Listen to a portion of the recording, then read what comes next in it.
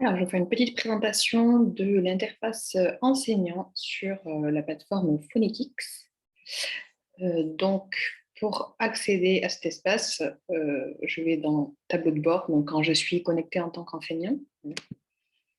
Selon si j'ai choisi des accès boîte à outils ou parcours prédéfinis, je vais avoir soit les deux côtés en couleur, soit un des deux côtés qui sera grisé.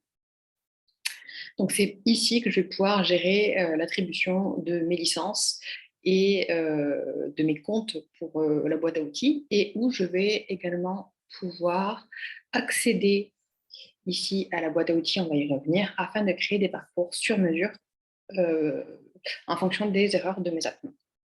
Donc, on va commencer par le parcours prédéfini. Donc, c'est ici que je vais pouvoir soit créer des utilisateurs, euh, donc leur ouvrir un accès à Phonetics et ensuite pouvoir leur attribuer des licences.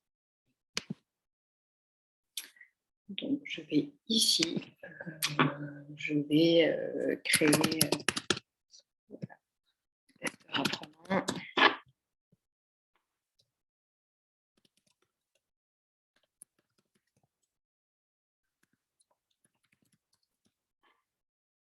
Voilà, on va dire qu'il vient hop,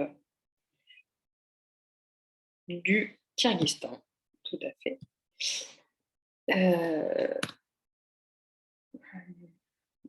Et c'est assez curieux, mais il parle kurde. Voilà. Donc, actuellement, seul le parcours hispanophone est en ligne, donc je ne peux choisir que espagnol ici.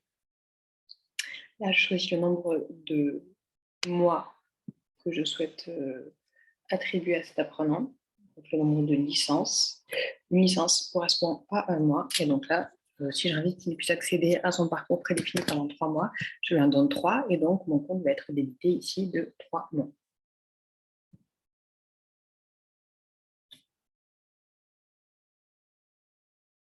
Voilà. Ici, je choisis, je vois avec l'apprenant s'il souhaite recevoir des informations de la part de Phonetics, et je termine.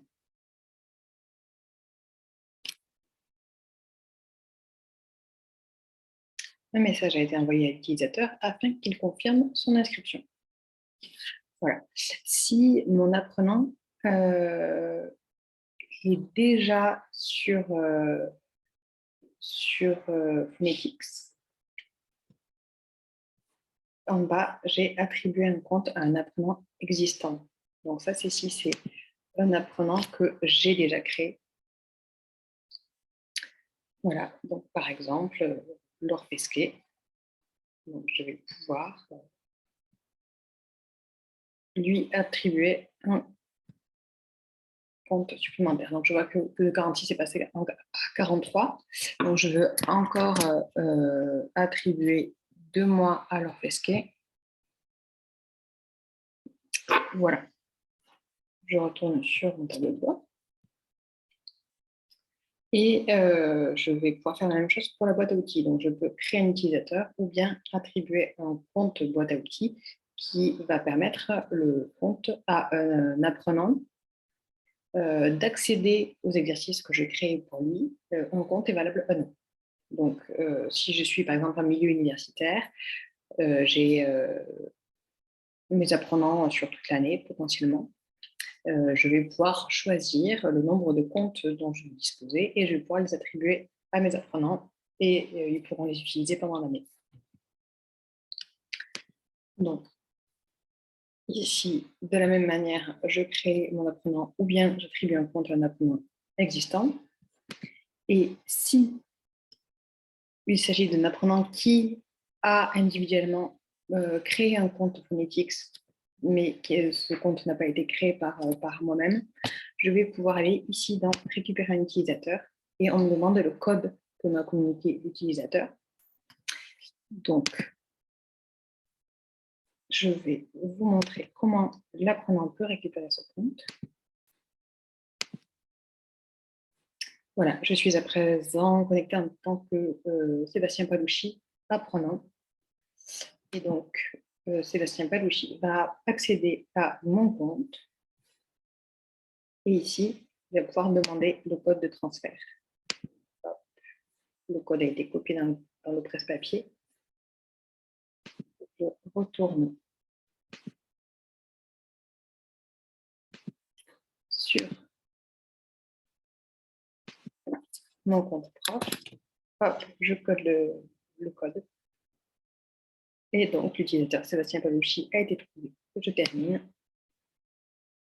Et désormais, je peux lui attribuer un compte boîte à outils.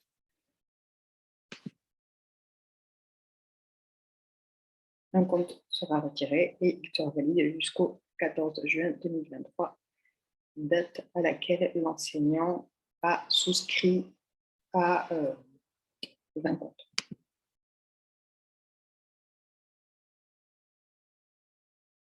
Voilà.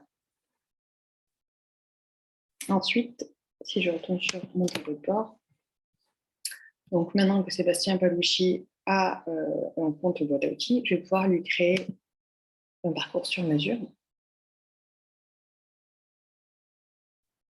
Donc ici, je vais choisir par exemple des exercices pour travailler la syllabation, les enchaînements, la liaison aussi qui est problématique et la place de l'accent.